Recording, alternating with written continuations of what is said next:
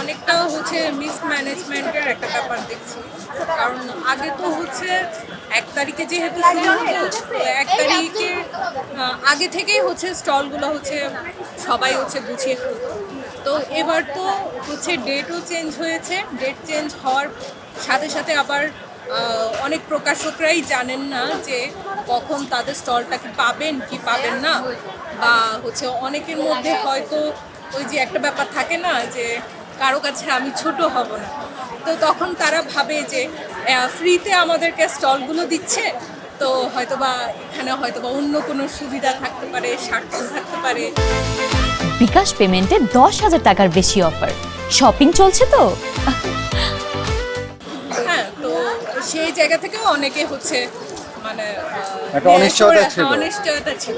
তো সেই জায়গা থেকে হচ্ছে অনেকে স্টলও গুছানো হয়নি। যেমন আমি গতকালকেই ভিন্ন চোখের যে প্রকাশক উনি, আমি শুনলাম আর কি ওনার কাছে, উনি তখন জানতে পেরেছে গতকালকে জানতে পেরেছে ওনার স্টলটা বরাদ্দ হয়েছে এবং খুঁজে পেয়েছে।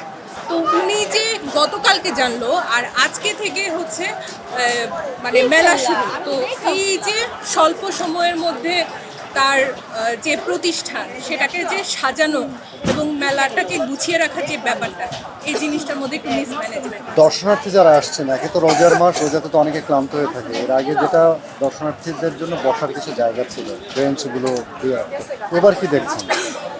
এবার কোনো বেঞ্চ নেই এবং হচ্ছে প্রচুর ধুলাবালিতে হচ্ছে অনেকেই হচ্ছে নিজেদের মতো করে ডেসপাইটলি চলাফেরা করছে, কিন্তু বসার আর আসলেই কোনো সুবিধা আমি এখন দেখতে পাই।